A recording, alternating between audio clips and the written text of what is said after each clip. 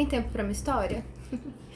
Eu tinha uma professora de uma das pós que eu fiz que eu admirava muito, ainda admiro.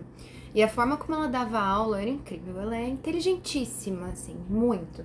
E eu olhava pra ela e pensava, quero dar aula assim um dia, igual essa mulher, ela é incrível. Pois bem, eis que chegou o momento. Eu fui convidada para dar a mesma aula que ela. E a aula era sobre alquimia, gente.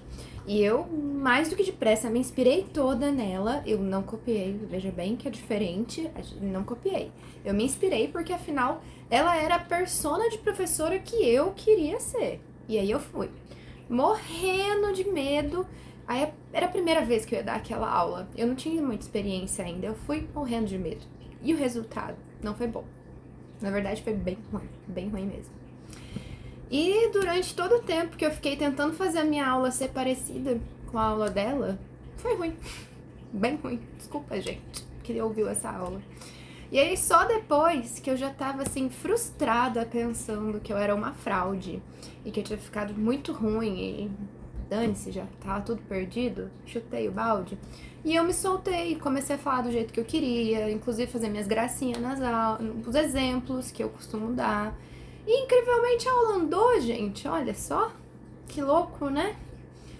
E aí, claro que essa aula tá longe de ser uma das melhores aulas que eu dei na minha vida, faz bastante tempo isso. E inclusive depois dela eu dei várias aulas de alquimia bem melhores, né? A gente aprende com os erros, né? Depois disso eu entendi que eu nunca ia dar uma aula igual aquela professora que eu admiro, porque a gente é extremamente diferente, a gente não tem nada a ver.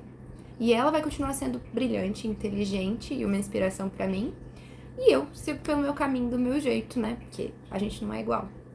E o que eu quero dizer com essa história é: você precisa se conhecer, saber das suas características, da sua personalidade, sua forma de funcionar no mundo, para poder fazer o seu próprio espaço e bancar isso.